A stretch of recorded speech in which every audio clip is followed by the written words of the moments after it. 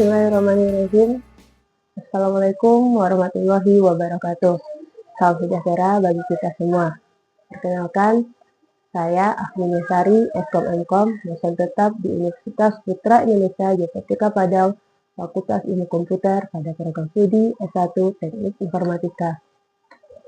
Video ini disusun sebagai bagian dari penilaian eksepsional diri dan induk kerja Tridharma Perguruan Tinggi yang disingkat dengan PDD UKTPT, bidang pengajaran dalam rangka sertifikasi dosen tahun 2026. Pada kesempatan ini, saya akan memaparkan proses pembelajaran yang saya laksanakan pada mata kuliah bersenjata lanjutan yang saya ampu pada semester genap. Dan sebelum bersenjata lanjut, mahasiswa harus mengambil mata kuliah pengantar bersenjata pada semester ganjil.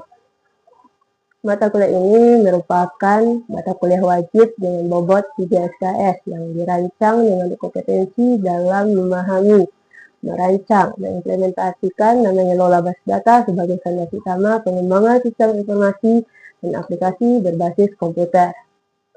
Di kesempatan ini, izinkan saya untuk menjelaskan deskripsi dan gambaran umum tentang mata kuliah basis data lanjut. Saat ini, hampir seluruh sektor kehidupan bergantung pada data, mulai dari sektor pendidikan, kesehatan, pemerintahan, perbankan, hingga industri digital menghasilkan data dalam jumlah yang sangat besar setiap harinya. Namun, data yang besar tidak akan memberikan manfaat apabila tidak dikelola dengan baik. Oleh karena itu, kemampuan dalam merancang dan mengelola basis data menjadi salah satu kompetensi yang wajib dimiliki oleh lulusan teknik informatika. Beberapa pokok pembahasan mata kuliah basis data lanjutan. Pertama itu konsep basis data, model data relasional, teknik pembentukan basis data, normalisasi, bahasa query SQL, pengelolaan data menggunakan MySQL, dan implementasi database dalam pengembangan sistem informasi. Melalui mata kuliah ini, mahasiswa akan memahami bagaimana data diakses secara efektif, sehingga dapat mendukung pengambilan keputusan yang tepat. Capaian pembelajaran lulusan, nomor 1, mahasiswa mampu menunjukkan tanggung jawab, kedisiplinan, integritas akademik, dan etika dalam menjelaskan tugas maupun proyek yang diberikan. CPL 2, mahasiswa menguasai konsep basis data, model relasional, normalisasi, bahasa query SQL, dan implementasi database dalam sistem informasi. CPL 3, mahasiswa mampu berpikir logis, kritis, sistematis, dan mampu menganalisis berbagai permasalahan yang berkaitan dengan pengelolaan data. CPL 4, mahasiswa mampu merancang, membangun, dan mengimplementasikan data mengelola basis data menggunakan perangkat lunak DBMS, khususnya MySQL. Capaian pembelajaran mata kuliah. Pertama itu memahami konsep dasar basis data, sistem manajemen basis data, dan normalisasi data. Kedua, merancang dan membangun basis data relasional menggunakan MySQL dan SQL. Ketiga, mengimplementasikan perintah SQL, baik DDL maupun DBML untuk pengelolaan data. Keempat, menggunakan fungsi operator dan relasi antar tabel dalam pengelolaan data. 5. Menganalisis serta menyelesaikan permasalahan melalui penyerapan basis data pada studi kasus. 6. Menunjukkan sikap disiplin, tanggung jawab, dan kemampuan bekerja sama dalam menyelesaikan tugas dan proyek pembelajaran. Dalam pelaksanaan perkuliahan basis data lanjutan, saya menggunakan pendekatan DIA, yaitu delivery, interaction, dan assessment. Pada tahap delivery, materi disampaikan melalui ceramah interaktif, demonstrasi, dan praktikum. Pada tahap interaksi, mahasiswa dilibatkan melalui diskusi, tanya jawab, dan penyelesaian studi kasus berbasis problem-based learning. Sedangkan pada tahap assessment, pencapaian pembelajaran dievaluasi melalui tugas, kuis, praktikum, UTS, dan UAS, sehingga seluruh CPNK dapat terukur secara komprehensif.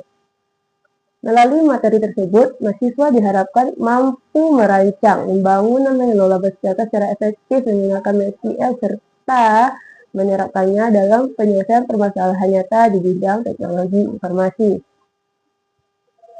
Untuk mendukung proses pembelajaran, mahasiswa menggunakan beberapa referensi utama, yaitu dikta kuliah berbasis data lanjutan dari 5 Liana Gema, selanjutnya perancangan dan implementasi sistem basis data dari Adi Nugroho, dan dapat referensi lain-lainnya yang terkaitan dengan basis data lanjutan. Kriteria dan sistem penilaian yang dilakukan secara objektif, transparan, dan berkelanjutan. Komponen penilaian terdiri dari kuis 15%, tugas 15%, ujian tengah semester 30%, dan ujian akhir semester itu 40%. Namun, pengukuran pencapaian kompetensi secara menyeluruh, selain aspek pengetahuan, dan juga memperhatikan keaktifan mahasiswa dalam diskusi. Karena sistem penilaian saya juga menggunakan poin harian. Semakin banyak poin yang terkumpul, otomatis ada bantuannya untuk nilai-nilai yang secara ekstrim turun. Bahkan UASnya rendah bisa membantu mendongkrak nilai yang nilainya dari poin-poin yang telah dikumpulkan pada harian. Selain itu juga kedisiplinan serta etika akademiknya. Harapan akhir mata kuliah pada akhir perkuliahan, saya berharap seluruh mahasiswa tidak hanya mampu membuat database dan menjalankan teori SQL, tapi juga mampu memahami bagaimana data dapat dikelola secara efektif untuk menghasilkan informasi yang bermanfaat. Sebagai bentuk implementasi dari perencanaan pembelajaran yang telah dipaparkan, berikut saya tampilkan cuplikan kegiatan pembelajaran mata kuliah basis data lanjutan. Cuplikan ini memperlihatkan penerapan pendekatan delivery, interaction, dan assessment dalam proses pembelajaran yang dirancang untuk mendukung pencapaian CPL dan CPMK secara efektif. Selamat menyaksikan. Assalamualaikum warahmatullahi wabarakatuh. Waalaikumsalam warahmatullahi wabarakatuh. Selamat siang semuanya. Bagaimana kabarnya? Jadi sebelum kita memulai perkuliahan, marilah kita membaca ilmu Al-Quran bagi yang muslim dan yang non-muslim mengikuti Al-Fatihah. Mulai.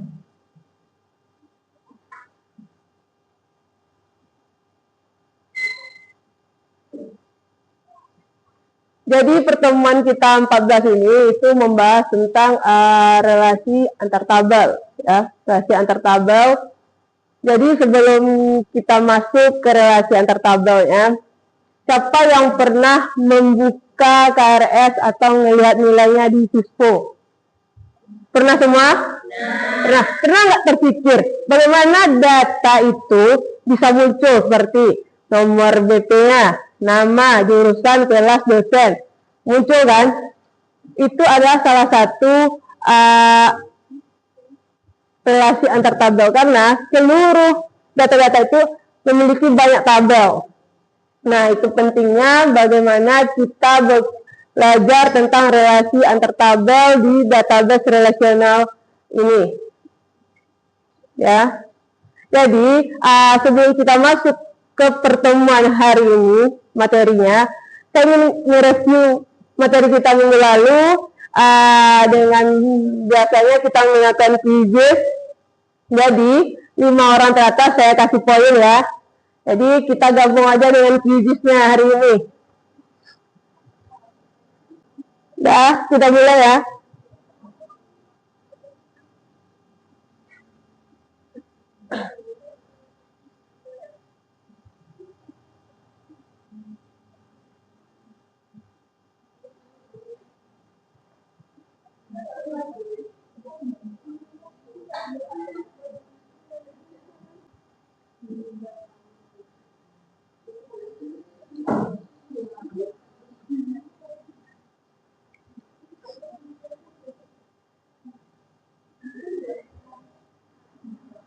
Kita kiri,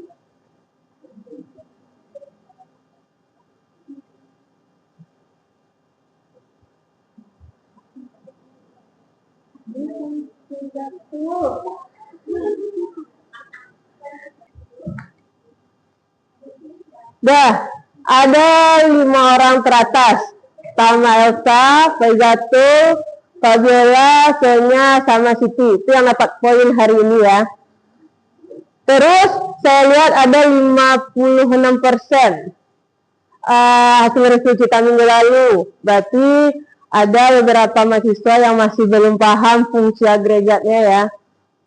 Baik fungsi sum, average, count, max, dan min. Itu harus diulang lagi karena keberlanjutan dari relasi tabel ini ada pengolahan data. Fungsi agregat itu pengolahan data, jadi dia akan berpengaruh sekali pada pengolahan data nanti pas relasi antar tabelnya ya. Jadi dipelajari lagi, diulangi lagi.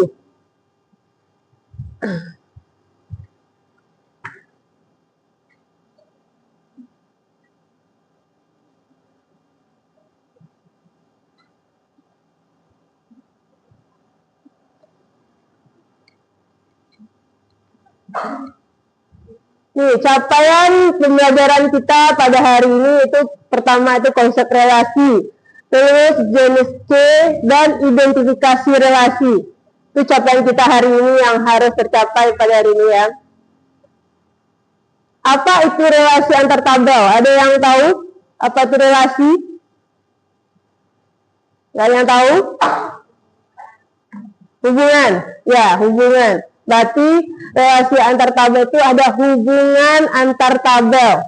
Yang satu dengan tabel yang lainnya pada database relasional yang dibentuk menggunakan primary sama forensi untuk penghubungnya.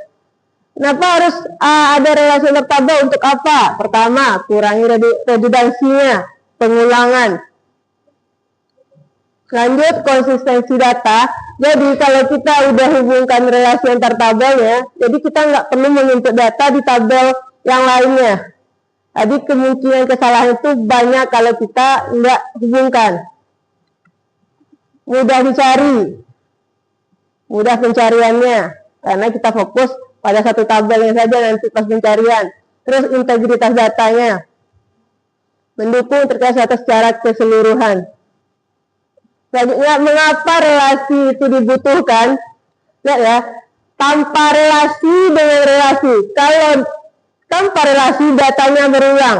Kalau ada relasi datanya rapi. Terus data yang tanpa relasi itu database besar, karena kita nyimpannya di seluruh tabel. Kita input datanya lagi, kita ulangi lagi, beda dengan relasi. Lebih efisien, lebih menghemat penyimpanan. Terus sulit diperbaiki karena kita tidak tahu data yang mana yang kita salah input, tabel mana. Beda kalau ada relasi itu mudah diupdate. Misalkan satu dihapus, maka yang ada di tabel yang lain itu juga ikut terhapus, terupdate ya. Terus tanpa relasi inkonsisten datanya. Tidak ada, misalkan kita input nomor WP. Mungkin bisa jadi untuk tabel selanjutnya kita ketinggalan satu angka, berarti itu fatal kan? Kalau udah ada relasi, kita cuma membaca data dari tabel asalnya. Ini konsep C dan database. Pertama, primary C. Itu ada di sebuah account itu uniknya. Ada unik sebuah record, terus forensi untuk penghubungan antar tabel, ada kadiat C. Nih, primary key. Nih ya, ada contohnya, ada name, ada nama, ada jurusan. Ini uniknya di name. Kenapa? Karena name nggak ada dimiliki oleh mahasiswa lain. Nggak ada yang sama, beda. Kalau dengan nama Andi, kalau di UPI Andi ada berapa orang? Banyak kan? Berarti nggak bisa jadi ya. Budi begitu juga. Terus lanjut. Kadiat C. Misalkan di satu tabel itu punya name, punya nick, punya email. Name cuma dimiliki satu orang ya. Terus nick juga dimiliki satu orang, satu nick. Sama juga dengan email. Email ini nggak pernah sama kan? Tuh. Itu kenapa dia menjadi kandidat C semuanya. Bisa, saudara bisa milih name, nick, atau email, bisa.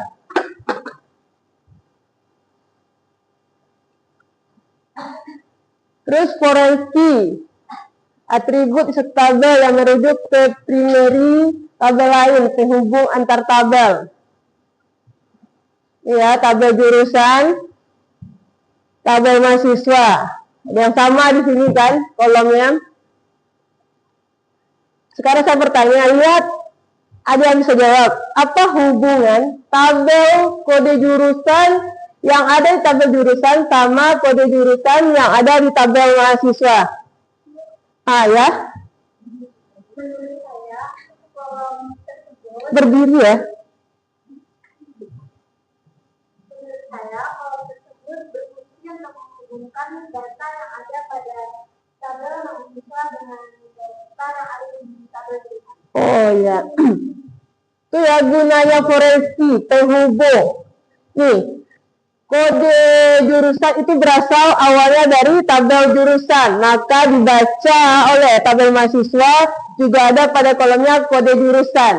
Itu penghubungnya, bagus sekali ya. Sampai di sini ada pertanyaan? Kita lanjut ya.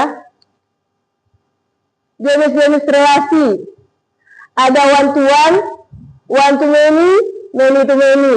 One to one itu antara satu tabel ke satu tabelnya. Kalau one to many dari satu tabel ke banyak tabel. Kalau many to many dia sama banyak. Hubungannya, relasinya sama banyak. Ini contohnya one to one. ID pegawai dengan nama. ID pegawai memiliki satu kartu. Satu pegawai memiliki satu kartu pegawai. Ya, satu orang pegawai memiliki satu pegawai. Ada yang bisa bikin contohnya? Ya, silahkan. One to one ya.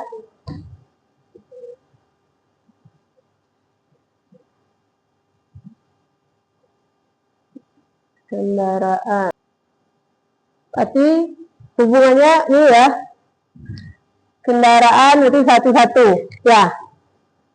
Baik, bagus sekali. Kendaraan hanya memiliki satu STNK. Tidak memiliki, misalkan motornya satu.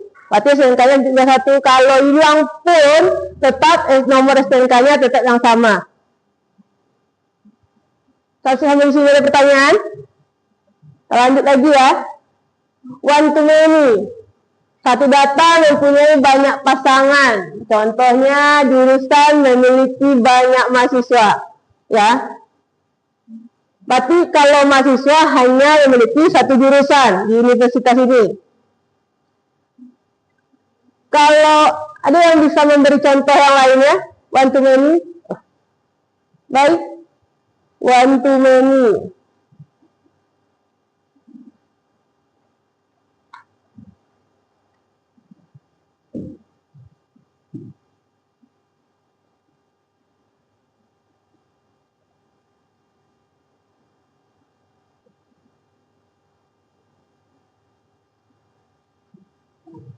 Baik.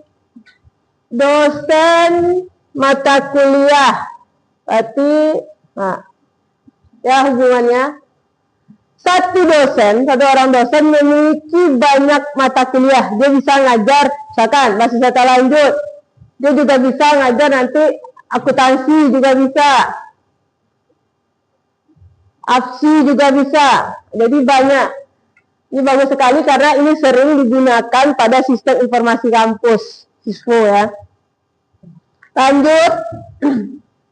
Contoh YRD-nya.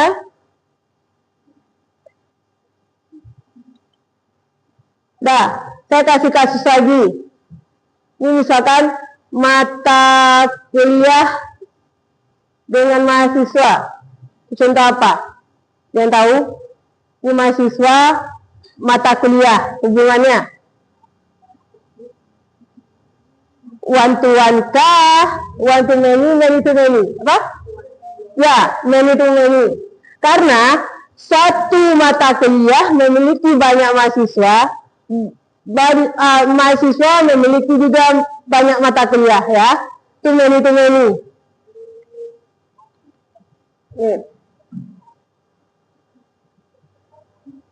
nanti penghubungnya itu KRS ya.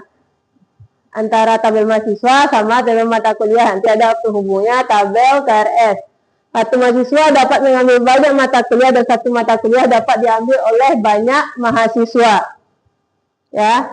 Saya contohkan untuk relasinya. Saya demokan. Kita masuk ya. Prakteknya saya contohkan untuk sebuah relasi. Kita bikin, perhatikan aja ke depan dulu. Kita bikin database baru, masih ingat bikin database kan? Saya contohkan, klik aja sispo. Ini buat database ya. Nama tabelnya tabel jurusan.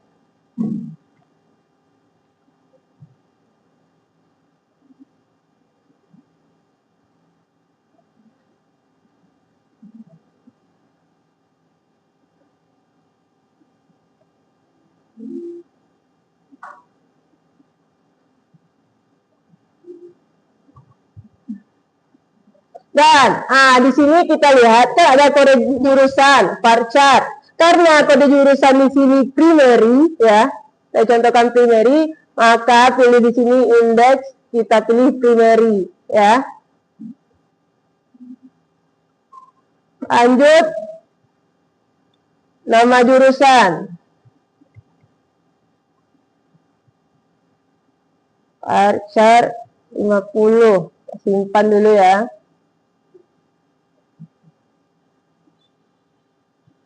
Tambah tabelnya, saya kasih contohnya 2 tabel.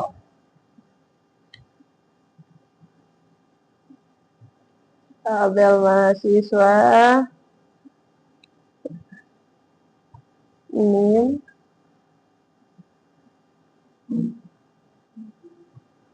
Dinim juga. Kita kasih dia jadi primary, file kuncinya, karena dia unik. Nggak ada sama dengan yang lain.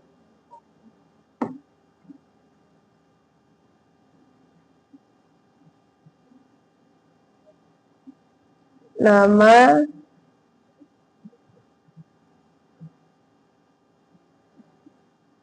terus kode jurusan. Di sini juga diperhatikan ya, kode jurusan kan jenisnya di sini varchar, yang sebelumnya varchar dia harus varchar juga, kalau tidak nanti nggak terhubung. Karena kode jurusan dia itu menjadi foreign key. Pilih indeks di sini ya.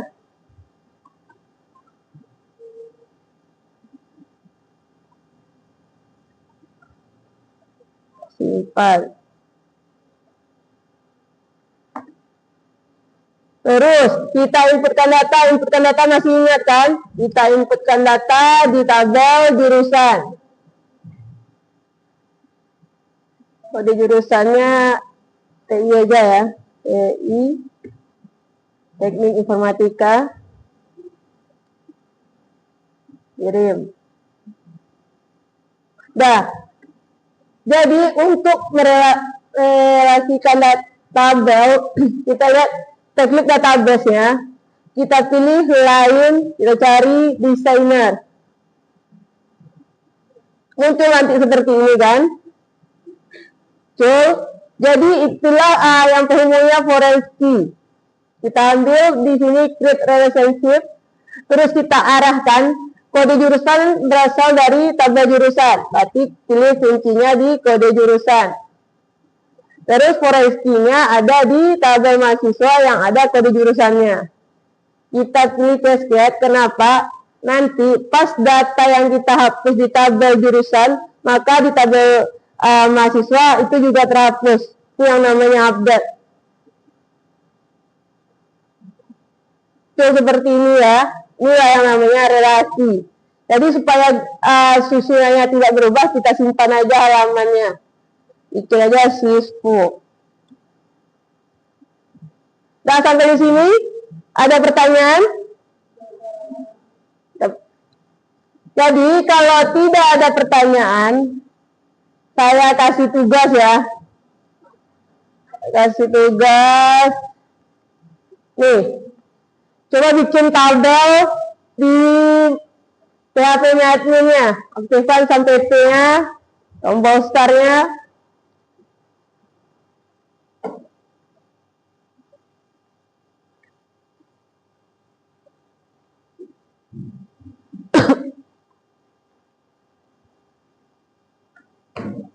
Nama database-nya Sispo, terus 4 digit nomor BP-nya.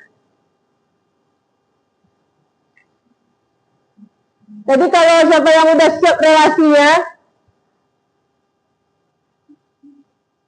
angkat tangan aja ya.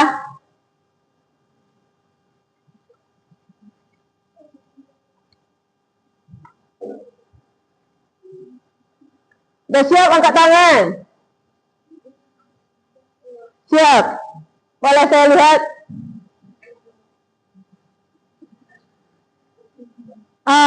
Ya, ada 2 relasi ya. Ada 2 relasi tabelnya di sana. Ada relasi tabelnya.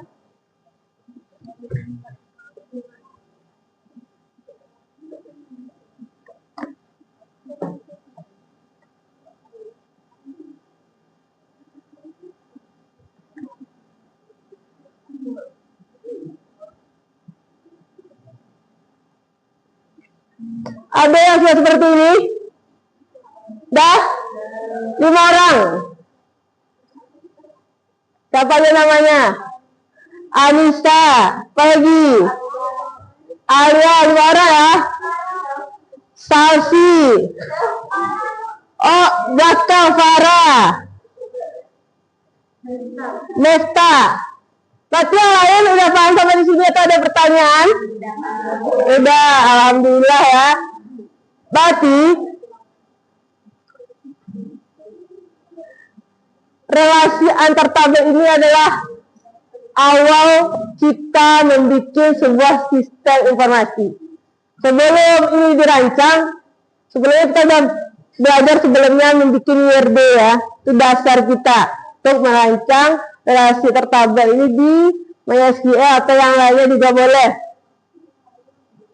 Jadi pada hari ini sebelum kita tutup, jadi tadi sudah review pembelajarannya, ulang lagi ya fungsi agregatnya, karena pengolahan data kita untuk pertemuan selanjutnya itu akan lebih kompleks lagi. Kita sudah belajar relasi antar tabelnya, jenis key-nya, jenis relasinya, apa fungsi relasi ini. Untuk hari ini, maka untuk pertemuan minggu depan, kasusnya lebih kompleks lagi dengan pengolahan datanya. Kalau semoga pelajaran hari ini bermanfaat untuk Ananda semuanya, dan untuk tugas juga sudah dikerjakan dengan baik sekali. Saya sudahi dengan Assalamualaikum warahmatullahi wabarakatuh. Waalaikumsalam.